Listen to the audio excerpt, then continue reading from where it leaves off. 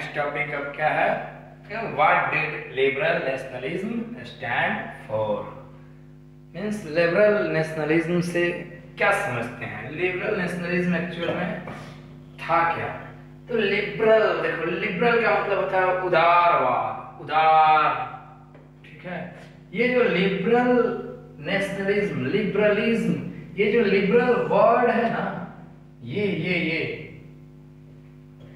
Liberal word Latin root से लिया गया है। मतलब जैसे हम लोग का है, कैसा लैंग्वेज है, हम लोग का हिंदी है, इंडियन लैंग्वेज हिंदी है, ब्रिटेन का इंग्लिश, फ्रांस का फ्रेंच, तो वैसे Latin language, Greek language, French language, German language, ये सब लैटिन रूट से लिया गया है। इसका रूट क्या है, लैटिन। मींस ये बना किस चीज से है, लैटिन वर्ड से बना हुआ है।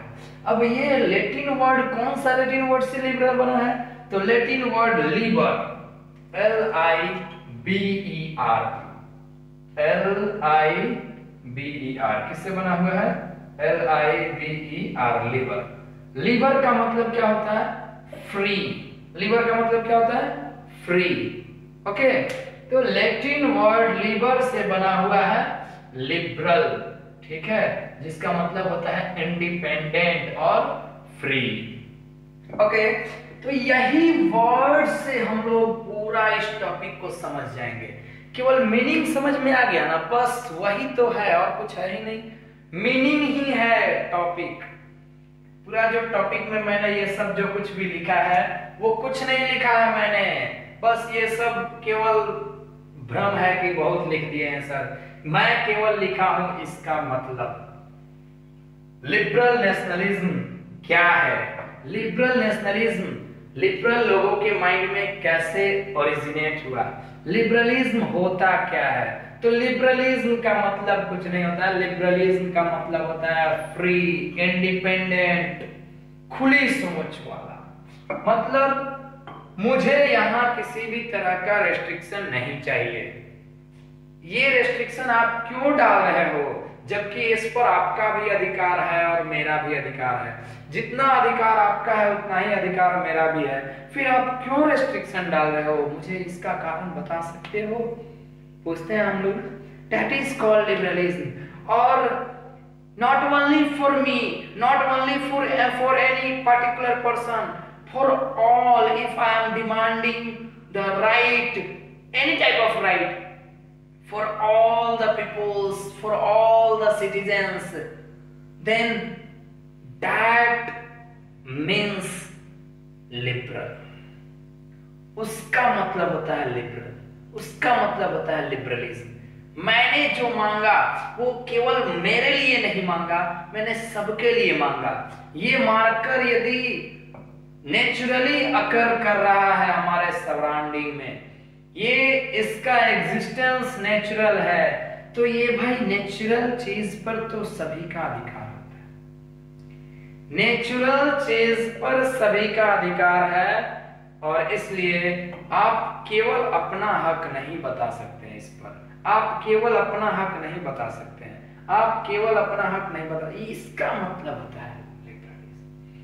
तो ये लोग जो लिबरल लोग थे, उन लोगों का सोच कैसा था, ये लोग चाहते क्या थे, ठीक है। लिबरल का मतलब मैंने क्या देखा, अभी हम लोगों ने क्या देखा, तो लिबरल का मतलब होता है फ्री और इंडिपेंडेंट। अब हम लोग बात करेंगे liberalism in European countries. Means nationalism, liberal nationalism का ओरिजिनेशन वो भी कहां, तो यूरोपियन कंट्रीज में। एक्चुअल में यदि हम लोग लिबरल नेशनलिज्म का मतलब जानने का कोशिश करेंगे, तो ये जो लिबरल नेशनलिज्म जो है वो मेनली किसके माइंड में को बताता है, मिडिल क्लास के माइंड को। मींस ये जो कंसेप्ट आया वो किसके माइंड में आया, मिडिल क्लास के लोगों के माइंड में आया। ओके, ये मिडिल क्लास जो लोग थे उन लोगों के माइंड में आया कि नहीं, there should be the freedom for the individual, there should be equality of all before law। इन लोगों के माइंड में आया कि हाँ भाई सारे लोगों को इंडिविजुअल फ्रीडम मिलना चाहिए, सारे लोगों को इक्वल मानना चाहिए in front of law. If you are just punishing me with 6 sticks for the same same fault, then you would have to punish with 6 sticks with that particular person for that fault also। Means यदि आप मुझे किसी गलती के लिए 6 stick मार रहे हैं तो ऐसा नहीं है कि जो गलती मैंने किया उसके लिए आप मुझे 6 स्टिक मारे और वही गलती मेरा क्लासमेट किया तो उसको आप 2 स्टिक मारे। That is not equality before law। Equality before law का मतलब क्या हुआ कि जो गलती मैंने किया उस गलती के लिए जो सजा मुझे मिल रही है उस गलती के लिए हर कोई को वही सजा मिलेगा। मतलब कहने का कि कानून के नजर में, लॉ के नजर में नो वन इज डिफरेंट, कोई अलग नहीं है, सब क्या होना चाहिए, इक्वल होना चाहिए। That was the idea of liberal people, that was the idea of the people belonging to middle class। Middle class से बिलोंग करने वाले लोगों का ये सोच था, लिबरल लोगों का ये सोच था कि नहीं भाई लॉ के सामने तो सबको इक्वल होना चाहिए, इंडिविजुअल फ्रीडम तो सबको मिलना चाहिए, हमको भी फ्रीडम है, तुमको भी फ्रीडम है, तुमको भी। और इसीलिए और ये सब जो देखो हम लोगों अभी हमारे कॉन्स्टिट्यूशन में इतना सारा अधिकार है, इतना सारा राइट दिया गया है, right to property, right to speak, right to move anywhere in the territory of India, मतलब राइट टू रिलीजन, इतना सारा राइट हम लोग को मिला है ना। जानते हो एक्चुअल में हम लोग के जो कॉन्स्टिट्यूशन निर्माता थे वो लोग ये सारे समस्याओं को पहले देख चुके थे कि क्या क्या समस्या हो सकता है और उसको ध्यान में रखते हुए हमारा कॉन्स्टिट्यूशन बनाया गया और इसीलिए हम लोग को ये सारा अधिकार मिला हुआ है। क्योंकि अब सिंपल सोचो ना, यदि तुम्हारा इंडिविजुअल राइट छीन लिया जाए तो सोचो कैसा फील करोगे। तुमको अभी देखो कोरोना का समय है, अभी हम लोगों को घर से बाहर निकलने पर ही डंडा बरसाने लग रहा है पुलिस। गुस्सा आ रहा है ना, किसी एरिया में देख रहे हैं, सुनने को आ रहा है कि वो लोग को गुस्सा आ रहा है तो पुलिस वाला को ही पीटने लग रहा है, मारने लग रहा है। भाई क्यों? क्योंकि उन लोगों को लग रहा है, अभी अमेरिका में देखो वहां पर जो है लोग जो है झंडा लेकर बाहर निकल गया है कि नहीं मेरी स्वतंत्रता छीनी जा रही है। अरे भाई यहाँ तो फिर भी आपकी स्वतंत्रता आपके भले के लिए छीनी जा रही है। मगर सोचो यदि आप ऐसे ही बिना मतलब का आपके फ्रीडम को छीन लिया जाएगा कैसा फील होगा, बगावत पे उतर जाएंगे ना हम लोग।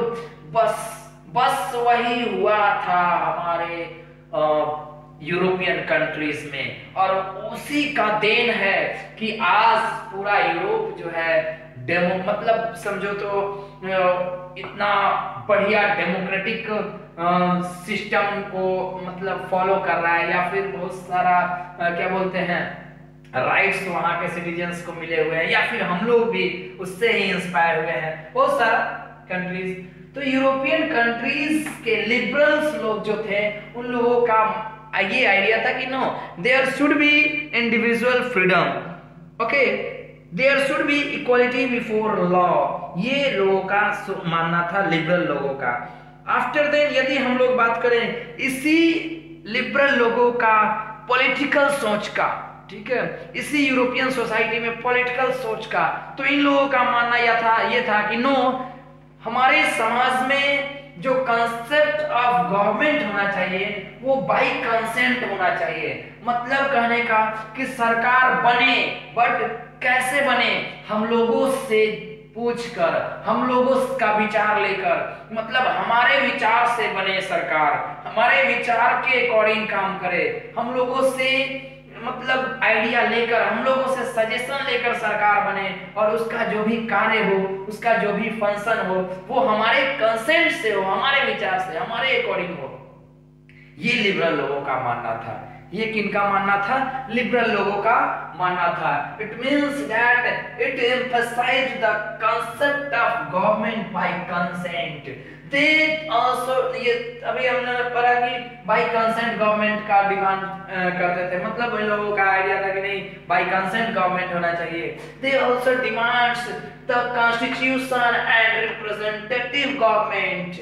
रिप्रेजेंटेटिव गवर्नमेंट चाहिए था, कॉन्स्टिट्यूशन चाहिए था, मतलब कहने का कि ये लोग चाहते थे कि हमारे यहाँ शासन चले, मगर उस शासन को चलाने के लिए एक पार्टिकुलर नियम कानून हो, मींस एक संविधान हो, एक कॉन्स्टिट्यूशन हो, जिसका मतलब वो क्रियान्वयन, मतलब जिसका फॉर्मेशन कैसे हो, तो by the help of parliament या थ्रू पार्लियामेंट। और उस पार्लियामेंट में जो रिप्रेजेंटेटिव्स हो वो हम लोगों के बीच से हो, हम लोग हों।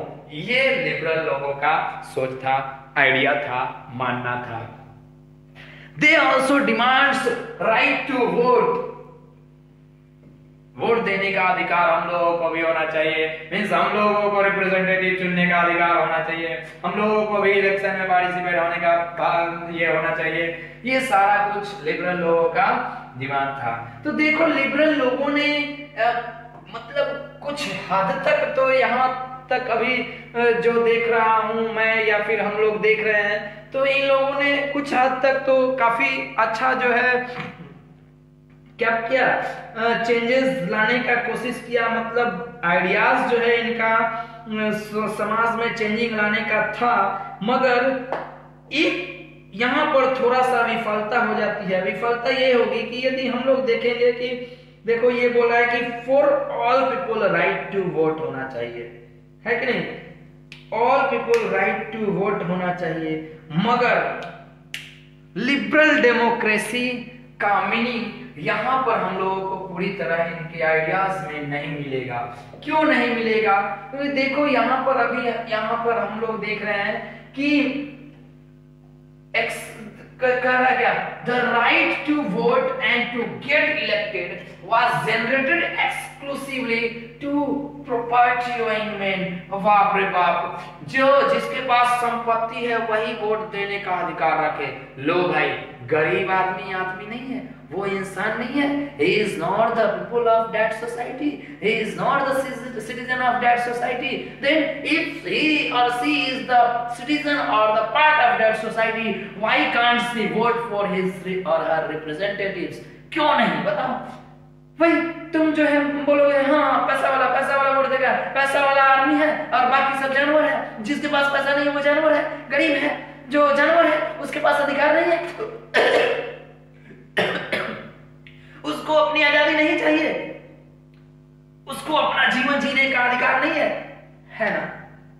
यहीं पर इसकी विफलता थोड़ा सा हम लोगों को लगेगा कि liberal democracy, you are demanding for liberal democracy, but ये डेमोक्रेसी लिबरल डेमोक्रेसी नहीं है।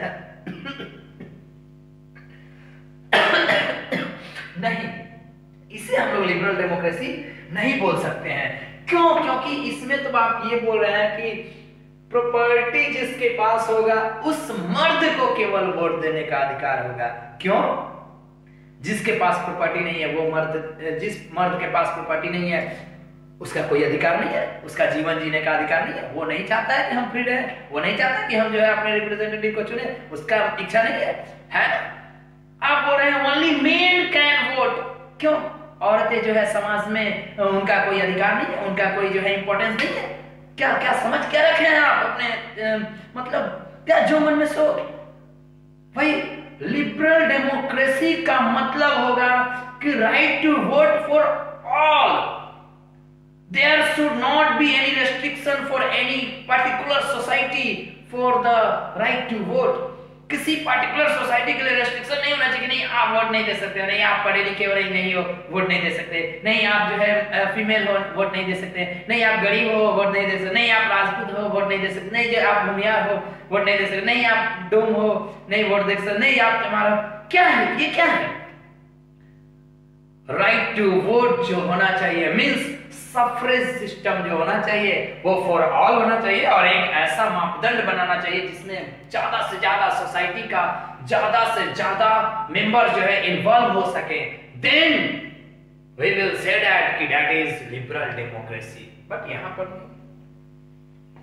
हालांकि फिर भी ये लिबरल जो सोच था, ये लिबरल जो आइडिया था, वो कहीं ना कहीं नेशनलिज्म को इमर्ज करने में, नेशनलिज्म को ओरिजिनेट करने में, नेशनलिज्म के लॉ को हवा देने का काम करेगा। यहां से हम लोग लाएंगे इकोनॉमिक नेशनलिज्म। जब आएगा ना, वही इकोनॉमिक नेशनलिज्म का भी कारण बनेगा।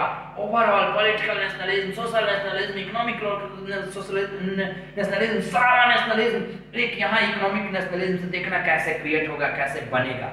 हम लोग देखेंगे यहाँ पर कि पहले during the time of Napoleon और before the time of Napoleon का ही बात करो। नेपोलियन के पहले तो बहुत ये था, समस्या था ट्रेड एंड कॉमर्स में, मगर नेपोलियन के आने के बाद भी लगभग 39 जो है प्रोविंसेस थे, 39 प्रोविंसेस और डिफरेंट हर जगह, हर प्रोविंस में जो है अलग अलग मेजरमेंट का पैमाना था, अलग अलग जो है हर चीज था। ठीक है, तो उस फील्ड में हम लोग देखेंगे कि थोड़ा सा समस्या होगा ट्रेड्स में और कॉमर्स में। तो ये सब डिमांड कर रहे थे लिबरल लोग, मींस मिडिल क्लास के जो भी लोग थे, मिडिल क्लास से बिलोंगिंग जो पीपल्स थे वो लोग, जैसे कि उन्हें उनका पॉलिटिकल सोच ये था कि नहीं, there should be right to vote, there should be equality before law, there should be freedom of individual. Also they were just facing difficulties in trades and commerce। That is कि एक example के तौर पर देखें कि उन लोगों को जो है ट्रेड्स में सामान को, गुड्स को एक जगह से दूसरा जगह ले जाने में, मींस व्यापार में काफी सारी समस्याएं आती थी। समस्याएं क्यों आती थी? तो अभी थोड़ी देर पहले मैंने बताया था कि टोटल 39 प्रोविंस, डिफरेंट प्रोविंस का different currencies, different weight and measures का सिस्टम। ओह बाप रे बाप! सोचो, यदि एक एग्जाम्पल के तौर पर देखते हैं कि यदि मर्चेंट, एक व्यापारी, यदि उस समय में नेपोलियन के टाइम एक व्यापारी यदि हैम्बर्ग से, HAM, okay, not HUM, Hamburg से नरेमबर्ग तक किसी सामान को, किसी गुड्स को बेचने के लिए ले जा रहा है, मतलब सिंपल समझ जाओ कि नहीं चलो हटाओ ना, तुम हैम्बर्ग बहुत दूर चले गए, पटना से यदि छपरा ले जा रहा है बेचने के लिए, तो पटना से आते आते तुमको हाजीपुर मिलेगा, हाजीपुर में तुम्हारा सामान का मेजरमेंट होगा, हाजीपुर से सोनपुर आएगा, वहां मेजरमेंट होगा, सोनपुर से नया गांव आएगा, वहां मेजरमेंट होगा, नया गांव से दिघवारा आएगा, यहाँ मेजरमेंट होगा, दिघवारा से जो है उधर जाएगा तुम्हारा बड़ा गोपाल, वहां मेजरमेंट होगा, तब जाकर छपरा होगा, वहां जाकर बेचोगे तुम। सोचो, चले एक जगह से कुछ गुड्स को लेकर हर जगह तुम्हारे सामान का मेजरमेंट हो रहा है, हर जगह उसका डिफरेंट मेजरमेंट का टेक्निक है। एक जगह सोचो, यदि मान लो कि तुम कोई एक कपड़ा का व्यवसायी हो, ठीक है, जैसे सपोज कि एक कपड़ा का व्यवसायी हो तुम, ठीक है, एक कपड़ा तुम जो है मान लो कि चले लेकर उसको बेचने, कहां से? पटना से लेकर चले बेचने, ठीक है, तो पटना में उसका लेंथ जस्ट समझ जाओ कि क्या, किस चीज में मापा जा रहा है? LA में। किस चीज में मापा जा रहा है? LA में। जस्ट सपोज, अभी एग्जांपल लेकर समझना है तुम लोगों को कि LA मेजरमेंट का पैमाना है, इसमें मापा जा रहा है, ठीक है, पटना में। अब जब पटना से चला तो पटना से पहुंचा तुम कहां? हाजीपुर। कहां पहुंचा? हाजीपुर में। और हाजीपुर यदि तुम उसका मेजरमेंट करा रहे हो तो उसी क्लॉथ का मेजरमेंट जो है हाजीपुर में हो जा रहा है 54.7 सेंटीमीटर, ठीक है, हाजीपुर में कितना हो जा रहा है? 54.7 सेंटीमीटर।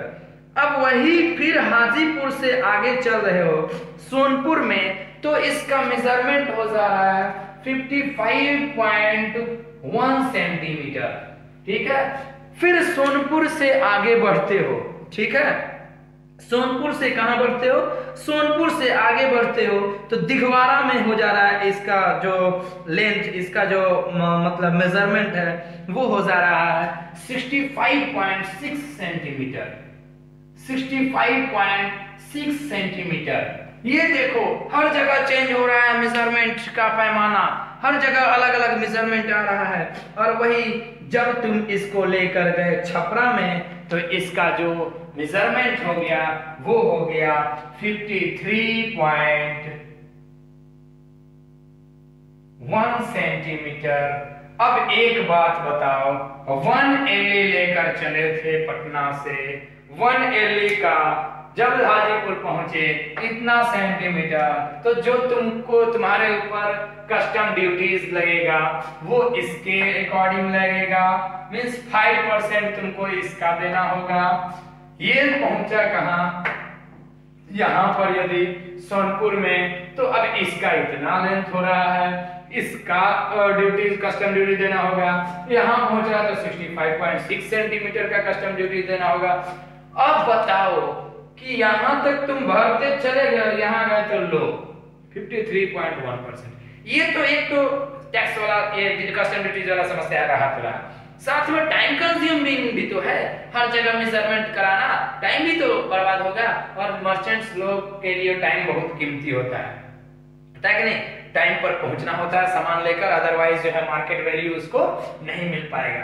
तो ये सारी समस्याएं जो आ रही थी, इस समस्याओं को लेकर थोड़ा चिंतित थे मिडिल क्लास लोग, और इसलिए उन लोगों ने डिमांड किया कि नहीं ये सारा चीज हटना चाहिए। ठीक है, तो अब हम लोग क्या करेंगे, यहां पर अब हम लोग ले लेंगे जो पटना, हाजीपुर, सोनपुर, ये सब नाम हम लोगों ने लिखा है, वो सब नाम के जगह पर यूरोपियन सोसाइटीज का वो जगह का नाम लिख लेते हैं। ठीक है, ये 1 LA लेकर कहां से चले थे, तो कहां था, हैब्सबर्ग,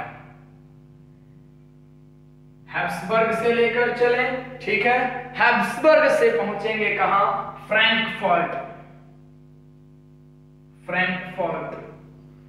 फ्रैंकफर्ट से फिर पहुंचेंगे हम लोग कहां, तो फ्रैंकफर्ट से पहुंचेंगे हम लोग मेंज। मेंज का नाम सुने हो सब? नहीं, मेंज, ओके। मेंज से चलेंगे फिर तो हम लोग कहां पहुंचेंगे, नरेम्बर्ग,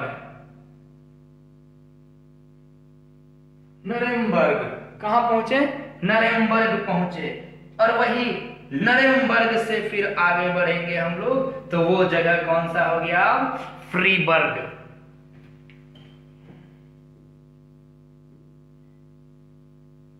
फ्रीबर्ग। कौन सा जगह, फ्रीबर्ग हो गया। कौन सा जगह हो गया, फ्रीबर्ग हो गया। इट मींस कहने का कि अब पटना हो गया तुम्हारा हैब्सबर्ग, हाजीपुर हो गया फ्रैंकफर्ट, दिघवारा हो गया, ये सोनपुर हो गया मेंज, दिघवारा हो गया नरेम्बर्ग, छपरा हो गया फ्रीबर्ग। इस सब को हटाने का, और इसका रिजल्ट भी आया। रिजल्ट क्या आया, तो हम लोग देखेंगे कि जो टोटल देखो वहां पर कितना, लगभग अप्रॉक्स 30 तरह का करेंसी चलता था। ये 30 तरह का करेंसी जो है हटाकर मात्र 2 तरह के करेंसी में कन्वर्ट कर दिया गया। और मतलब कहने का कि एक यूनिफाइड इकोनॉमिक टेरिटरी का फॉर्मेशन हुआ, क्रिएशन हुआ, किसके कारण, तो due to liberals of the European society. तो यहां से देखो ओरिजिनेट होना शुरू हुआ, क्या ओरिजिनेट होना शुरू हुआ, तो नेशनलिज्म का भावना। नेशनलिज्म का मतलब कहने मैंने क्या बताया था, यूनिटी, कलेक्टिवनेस, मींस वी। तो देखो यहां पर वी का सेंस थोड़ा सा उजागर हो रहा है, वही वी का सेंस जो है धीरे धीरे धीरे धीरे बढ़ते जाएगा, और एक मास लेवल पर जब ये वी हो जाएगा तो नेशनलिज्म आ जाएगा और लोग जो है फ्रीडम एंजॉय करने लगेंगे। ओके, अब हम लोग देखेंगे कि मतलब कोई एक फैक्टर नेशनलिज्म के क्रिएशन का कारण थोड़ी रहा होगा, है कि नहीं? एक कारण से तो जो लोग जो है आपस में 20 आदमी भी नहीं इकट्ठा होते हैं, ठीक है, मतलब कलेक्टिव काम करने के लिए, कोई छोटा मोटा बहुत सारा समस्या। जैसे कहने का मतलब कि कोई, मैं जा रहा हूं कहीं, ठीक है, और मुझे किसी ने मारकर मेरा हाथ पैर तोड़ दिया, ठीक है, कौन जाएगा? कौन जाएगा? मेरा दोस्त जाएगा, मेरा फैमिली मेंबर जाएंगे, है कि नहीं? वो भी कुछ दोस्त जाएंगे, कुछ नहीं जाएंगे, मेरे फैमिली मेंबर जाएंगे, कि पूरा गांव चला जाएगा, पूरा दिघवाड़ा चला जाएगा, पूरा छपरा डिस्ट्रिक्ट चला जाएगा, पूरा मतलब बिहार चला जाएगा, नहीं ना? दिल्ली में पिटाऊंगा तो नहीं जाएगा, है कि नहीं? मगर उसी जगह पर यहीं का कोई और आदमी पिटाए तो उसका फैमिली भी जाएगा। उसी जगह पर यहीं का किसी और आदमी को कोई और समस्या हो, वो भी जाएंगे, उसके फैमिली। किसी और को कोई और समस्या, और मतलब हर कोई को कुछ ना कुछ समस्या हुआ उस जगह से, उस शख्स से, उस इंसान से, तो हर कोई जाकर मिलकर आवाज उठाएगा। मीन्स ये अलग बात है कि मकसद सबका एक ही है, उसको पीटना, मगर कारण सबका अलग अलग है। कारण सबका अलग अलग है। किसी का वहां पर पिटाई हो गया था, किसी का पॉकेट चोरी हो गया था, मीन्स पैसा चोरी हो गया था, किसी का को वहां से भगा दिया गया था, किसी को कुछ, किसी को कुछ। मतलब कहने का कि अकॉर्डिंग टू themselves कि किस तरह का समस्या उनको हुआ, उसके अकॉर्डिंग वो लोग आवाज उठाए। ठीक उसी तरह हमारे यूरोपियन सोसाइटी में नेशनलिज्म का क्रिएशन किसी एक वजह से नहीं हुआ था, बहुत सारे कारण थे। Emergence of middle class, industrialisation, new conservatives जो आफ्टर द नेपोलियन आए, ये सब, और भी बहुत सारा, मतलब इकोनॉमिक फैक्टर रहा, पॉलिटिकल फैक्टर रहा, और सोशल फैक्टर रहा, बहुत सारा फैक्टर मिलकर जो है एक बार जो है क्रांति लाया। और वो जब नहीं होता है कि excess of everything is bad, जब एक्सेस हुआ तो क्रांति आया, और क्रांति जब आता है तो सडन चेंज होता है, वही हुआ। हम लोग देखेंगे न्यू कंजर्वेटिज्म आफ्टर 1815, 1815 के बाद जो नए लोग आए, किस विचारधारा वाले? तो अपरिवर्तनवादी विचारधारा, नहीं जो जैसा चल रहा है वैसा ही चाहिए, ट्रेडिशनल सोच वाले लोग। और ट्रेडिशनल सोच वाले जो लोग होते हैं ना, बाप रे पूछो मत, बहुत खतरनाक होते हैं। जल्दी किसी चीज को एडॉप्ट करने के लिए रेडी नहीं होते हैं। मीन्स मॉडर्नाइजेशन को तो एडॉप्ट करने से समझ ही लो कि इम्पॉसिबल। ट्रेडिशनल सोच वाले लोग, कंजर्वेटिव्स, तो 1815 के बाद जो न्यू कंजर्वेटिज्म आया, न्यू कंजर्वेटिव्स लोग का जो शासन आया, उन लोगों के अंडर में कंट्रोल जब आया यूरोप पे, तो क्या हुआ और कैसे हुआ वो हम लोग देखेंगे। हम लोग देखेंगे कि 1815 में ऑस्ट्रिया, ब्रिटेन, रसिया, प्रूसिया, ये सब मिलकर 1815 में नेपोलियन को तो हरा दिया। नेपोलियन को हरा दिया। नेपोलियन के हराने के बाद ये लोग क्या किया, नेपोलियन के साथ ट्रीटी ऑफ वियना किया। ट्रीटी ऑफ वियना किस लिए किया? ये चारों देश जो ऑस्ट्रिया, वियना, ऑस्ट्रिया, ब्रिटेन, रसिया, ये जो सारे पावरफुल देश थे, प्रूसिया, ये आपस में बैठकर मीटिंग किए। कहां पर? तो वियना में। वियना में किस लिए? तो फॉर द एडेप्टेशन और establishment of traditional institutions, means monarchies institution, monarchial institution के एस्टैब्लिशमेंट के लिए इन लोगों ने क्या किया? मीटिंग किया, जिसका होस्टिंग कौन किए थे? मींस जो कांग्रेस जो मीटिंग एस्टैब्लिश हुआ था, वो मीटिंग का होस्टिंग कौन किए थे? तो ऑस्ट्रियन चांसलर ड्यूक मेटरनिक। कौन किए थे? ड्यूक मेटरनिक किए थे। अब देखो इन लोगों का क्या सोच था। इन लोगों का सोच था कि भाई हमारे या हम क्या करेंगे, नेपोलियन के सत्ता से, नेपोलियन से ये लोग बहुत कुछ सीखा था। देखो बहुत जाली आदमी है ये लोग, कैसे जाली है देखना। ये लोग नेपोलियन को हटाया, ठीक है, लोगों को बरगला कर, लोग कुछ का साथ लेकर, कुछ अपना पावर ये करके मतलब नेपोलियन को तो हटा दिया। मगर नेपोलियन को हटाने के बाद ये लोग क्या किया जानते हो? ये लोग सोचा नेपोलियन में आखिर क्या क्या कमी आया था जिसके कारण जनता जो है ऐसा कर पाया, कि जिसके कारण हम लोग इसको हटा पाए। तो उन सारे कमियों को दूर किया जाए, एक काम किया जाए, मॉडर्नाइजेशन किया जाए। मॉडर्नाइजेशन करेंगे हम लोग सारे चीज का, तो हम लोगों को हटाना आसान नहीं होगा। मीन्स हम लोग आपको आसानी से कोई नहीं हटा पाएगा। और इसलिए ये जो है ट्रेडिशनल मोनार्कियल इंस्टीट्यूशन को मॉडर्नाइजेशन के थ्रू स्ट्रॉन्ग करना शुरू किया लोग। ये लोग का मानना था कि आर्मी यदि मॉडर्न होगा, ब्यूरोक्रेसी यदि अच्छा होगा, मींस ब्यूरोक्रेट्स का और जो शासन वर्ग है, शासक वर्ग है, उसके बीच यदि कम्युनिकेशन बढ़िया होगा, इट मींस ब्यूरोक्रेसी बढ़िया होगा, इकोनॉमिक डायनेमिक रहेगा, मींस मूविंग स्टेट हमेशा जो है ये रहेगा, कभी वो डिस्टर्ब नहीं होगा। उसके बाद जो है फ्यूडलिज्म को हटा देंगे, सर्फडम को एबोलिश करेंगे। ये सारा चीज को यदि हम लोग फॉलो करते हैं, ये सारा काम हम लोग यदि करते हैं, तो हम लोगों का जो सिस्टम ऑफ मोनार्की है वो इतना पावरफुल हो जाएगा, इतना पावरफुल हो जाएगा, इतना पावरफुल हो जाएगा कि किसी के हटाने से नहीं हट पाएंगे, किसी के हिलाने से नहीं हिल पाएंगे। ठीक है, ऐसा सोच कंजर्वेटिव्स लोगों का था।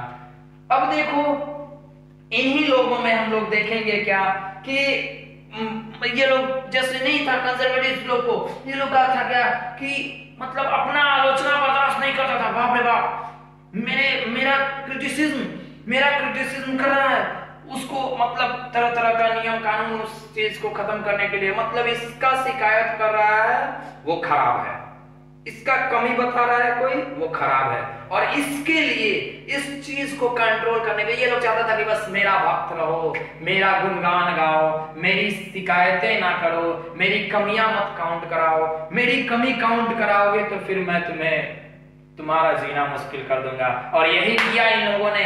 इनका क्रिटिसिज्म, अब सिंपल सा बात है, सरकार का, शासन व्यवस्था का आलोचना कहाँ होता है? अखबार में, पेपर में, हाँ, न्यूज चैनल पर, पोएम्स, स्टोरीज, सॉन्ग, यही सब ना, कविता, गाना, कहानी, मतलब पेपर में, न्यूज में, यही सब चीज में ना किया जाता है सत्ता का आलोचना या फिर तारीफ।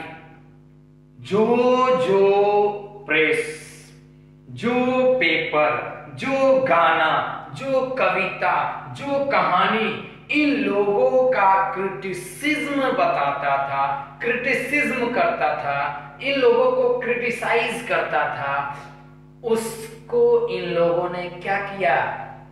प्रोहिबिट कर दिया।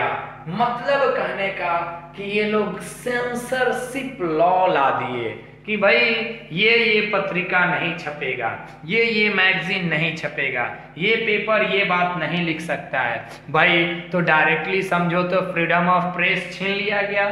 फ्रीडम ऑफ प्रेस छीन लोगे भाई, किसी को सच्चाई पता नहीं चलेगा, सच्चाई पता नहीं चलेगा, ज्यादा लोगों में जाएगा नहीं, ज्यादा लोगों में जाएगा नहीं, ज्यादा लोग भड़केंगे नहीं तो एकजुटता होगा नहीं, और एकजुट जब ज्यादा लोग नहीं होगा तो फिर किसी भी पावरफुल चीज को, पावरफुल रूल को हटाना अकेले की बस की बात नहीं है।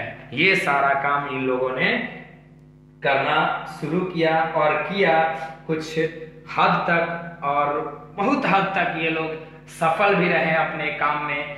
ठीक है, और इस तरह से हम लोग देखेंगे कि कंजर्वेटिज्म जो विचारधारा के, कंजर्वेटिव माइंड के जो शासन हुए, मोनार्कियल सिस्टम एस्टैब्लिश हुए, वो जो है वो क्या किया, यूरोपियन सोसाइटी पर काफी बड़ा छाप छोड़ा। क्योंकि ये क्या किया, आइडिया ऑफ लिबर्टी और फ्रीडम को छीन लिया, फ्रीडम ऑफ प्रेस को छीन लिया। और जब ये सारा कुछ छीन जाएगा किसी बुद्धिजीवी वर्ग से, तो सोचो, हम लोगों ने पहले ही देख रखा है कि मिडिल क्लास से उसके अधिकार को छीनोगे, आवाज तो उठाएगा जनाब।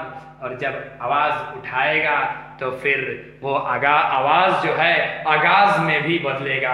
और वही कारण हुआ कि ये जो है मतलब आवाज आगाज में कन्वर्ट हुआ और धीरे धीरे क्या हुआ, नेशनलिज्म जो है और स्ट्रांग होते गया और स्ट्रांग होते गया और स्ट्रांग होते गया। ओके, तो इस तरह से हम लोगों ने इस टॉपिक में देखा कि कैसे जो है कंजर्वेटिव्स लोग, मतलब कहने का कि powerful European countries means European powers like British, Austria, Russia, Prussia, ये सब जगह के जो पावरफुल कंजर्वेटिव्स लोग थे, इन लोगों ने नेपोलियन को कैसे हराया और देन आफ्टर जो है कौन कौन सा टेरिटरीज को एनेक्स किया, मतलब कहने का कि कब्जा किया। तो जनरली इन लोगों ने क्या किया, जितना भी देखो ये जो ब्रिटिश, रसिया, प्रूसिया, ऑस्ट्रिया, ये लोग जो है हराया तो नेपोलियन को सही, ठीक है, मगर पूरे यूरोप पे अपना कंट्रोल एस्टेब्लिश नहीं किया। ये लोग जो है केवल उन सारे टेरिटरीज को कब्जा में लिया जो फ्रांस के अंडर नेपोलियन के टाइम में गया था। मतलब नेपोलियन के द्वारा एनेक्स्ड टेरिटरीज को अपने अंडर में लिया लोग और उसको जो है अपना कंट्रोल में रखा लोग। फ्रांस का एक्सपेंशन ना हो सके उसके लिए डिफरेंट मतलब फ्रांस के बाउंड्री के पास जो है बहुत सारे स्टेट्स का फॉर्मेशन किया लोग, सबको आपस में बांट लिया। रसिया अलग क्षेत्र ले लिया, ऑस्ट्रिया अलग क्षेत्र ले लिया, ब्रिटेन अलग क्षेत्र ले लिया, प्रूसिया अलग क्षेत्र ले लिया, मतलब कहने का कि सबको आपस में बांट लिया। और ये लोग का प्रयास रहा कि हम क्या करें, मोनार्कियल इंस्टीट्यूशन को फिर से बढ़िया से मजबूती से एस्टैब्लिश कर सके। नेपोलियन ने जो भूल किया था वो भूल हम लोग ना करें, ताकि उससे जैसे सत्ता छीन गया वैसे हम लोगों से भी छीन जाए। और ये सारे चीज को करने के लिए, सारा अपने आइडियाज को ये करने के लिए, सफल बनाने के लिए इन लोगों ने क्या किया, तो मॉडर्नाइजेशन किया। किसका, आर्मी का मॉडर्नाइजेशन किया, ब्यूरोक्रेसी का मॉडर्नाइजेशन किया, और उसके बाद इकोनॉमी को डायनेमिक बनाया, फ्यूडलिज्म को हटाया, सर्फडम को हटाया, ये सारे चीज को। उसके बाद सेकेंडरी बात देखें तो सेकेंडरी तो बोलने के लिए है, और सबसे इम्पोर्टेंट बात ये कि इन लोगों ने क्या किया, फ्रीडम ऑफ लिबर्टी, फ्रीडम और लिबर्टी छीन लिया, मतलब कहने का कि प्रेस का फ्रीडम छीन लिया, अभिव्यक्ति का है, स्पीच बोलने का अधिकार, न्यूज़पेपर में जो है छपना, कुछ ये सब न्यूज़पेपर वगैरह को बैन कर दिया। ये सारा चीज को जो है इन लोगों ने क्या किया, कंट्रोल कर लिया, ठीक है। उसके बाद इन लोगों को देखेंगे हम लोग कि जो भी टोटल और जो नेपोलियन के अलावा जो नेपोलियन जिस क्षेत्र को छोड़ दिया था, जिस पर वो कब्जा नहीं किया था, उसको ये लोग जो है टोटली उसके तरफ देखा भी नहीं, मतलब उसको मतलब नहीं होता है कि उसके ऊपर इन लोगों ने अपना अधिकार नहीं जमाया, ये सारा कुछ बस इन लोगों ने यही किया कि नेपोलियन के द्वारा जो एनेक्स किया गया था उसको फिर से उससे छीन लिया लोग, ठीक है। और मोनार्कियल सिस्टम को फिर से ट्रेडिशनल वे में उसको ट्रेडिशनल आइडियाज को इम्प्लाई करने का कोशिश किया लोग। अब हम लोग नेक्स्ट टॉपिक में देखेंगे द रिवॉल्यूशनरीज, मींस रिवॉल्यूशनरीज कौन थे, कहाँ के थे, किस वर्ग से थे, और इनका विचारधारा क्या था, सोच क्या था। आज के लिए इतना ही। Okay, meet you in the next class.